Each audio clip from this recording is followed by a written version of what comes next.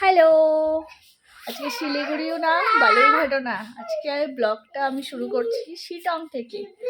এই এখন বাজে 7:30 মতো, তো আমরা মোটামুটি এক ঘন্টা না আধা ঘন্টা মতো হলো এখানে এসে পৌঁছেছি। চারিদিকটা একদম এখন অন্ধকার। এই যে এটাই আমাদের রিসর্ট, আর এই যে রুম, এই যে হাজব্যান্ড, আর ওই যে আমার মেয়ে, এই যে মেয়ে। তো আমাদের বেরোনোর কথা অনেকটা আগে ছিল, কিন্তু ওই গাড়ি ছাড়তে ছাড়তে প্রচুর লেট করে দিল, 5:30 বেজে গেছে। তো এখানে ওই জন্য পৌঁছতেও লেট হয়ে গেল। আর এসে তো এখন আর কিছুই দেখার মতো নেই, কারণ চারিদিকটাই অন্ধকার।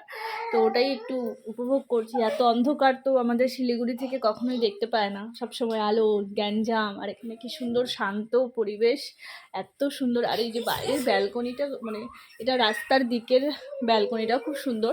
আর রুম থেকে যে ব্যালকনিটা পাহাড় দেখা যাবে, ওটা তোমাদেরকে সকালে দেখাবো, ভীষণ সুন্দর। আর ওই যে দূরে যে আলোগুলো চকচক করছে দেখতে পাচ্ছ, ভীষণ সুন্দর লাগছে। বাবা, আমার মেয়ে ফুল ছিঁড়ে নিয়েছে, যা। মেয়ে আমার ফুল ছিঁড়ে নিয়েছে। আর এখন আমাদেরকে একটু স্ন্যাক্স দেবে, তো ওটাই আনতে গেছে। তো এখন আমরা একটু স্ন্যাক্স খেয়ে নিই, তারপরে তো আবার ডিনার করতে হবে। আর ওইখানে দেখো দূরে ওরা সব আগুন পোহাচ্ছে, বেশ সুন্দর রিসর্টটা, আমার খুব ভালো লেগেছে। রিসর্ট ঠিক না, এটা তো হোমস্টে আর কি, রিসর্ট বলা যায় না। তো সকালে আরও সুন্দর লাগবে। আমি মানে আগের শনিবারে আমাদের এখানে আসার কথা ছিল, মেয়ে আবার গেছিলো একটা চুরি করতে, ওর বাবা ধরে নিয়েছে। আমাদের আগের শনিবারে আসার কথা ছিল শিটংয়ে, কারণ আগের শনিবার ছিল আমাদের অ্যানিভার্সারি। কিন্তু বুধবার থেকে আমার প্রচণ্ড জ্বর, আর যা খাচ্ছিলাম বমি হয়ে যাচ্ছিলো, তো শরীরের কন্ডিশন ভালো ছিল না। রবিবার থেকে সুস্থ হয়েছিলাম, আর আসার কথা ছিল শনিবার।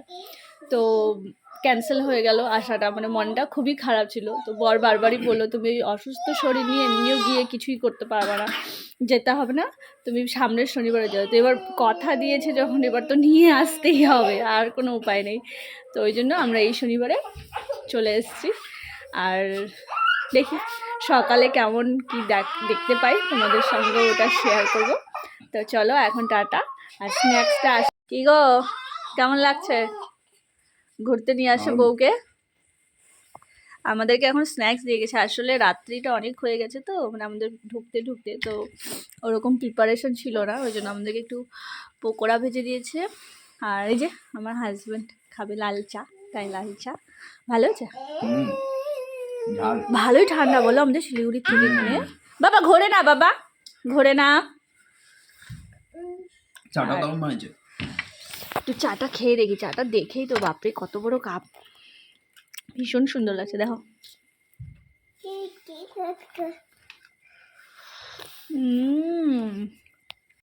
আমাদের এখানে খাবার দাবার চলে এসছে, তো দেখা যাক খোলো কি কি আছে দেখি।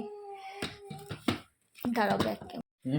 আমরা বলেছিলাম রুটি খাবো, তো দেখা যাক এখন কি কি দিয়েছে। এই যে এখানে চিকেন, দুষ্টুর জন্য আলু ভাজাও বলেছিলাম, আর ওটাতে নিশ্চয়ই রুটি, স্যালাড আর জলটা। চলো এবার আমরা একটু খাওয়া দাওয়া করে নিই, আগে পুচুকে খাওয়াইনি। Good morning. আজকে আমাদের পাহাড় থেকে গুড মর্নিংটা, কি সুন্দর সুন্দর ফুল,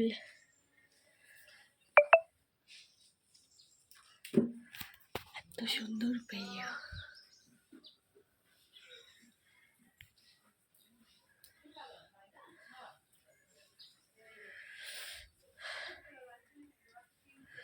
এই যে এটা আমাদের রুম।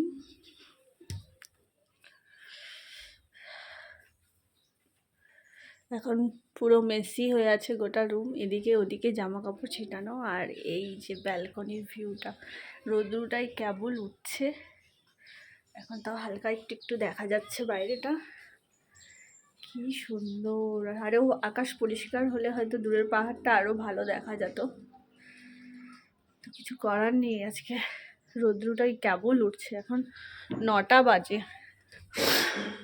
ঘরের কি অবস্থা করে রেখেছি আমরা। আর এটা হলো ফ্রন্ট সাইজটা।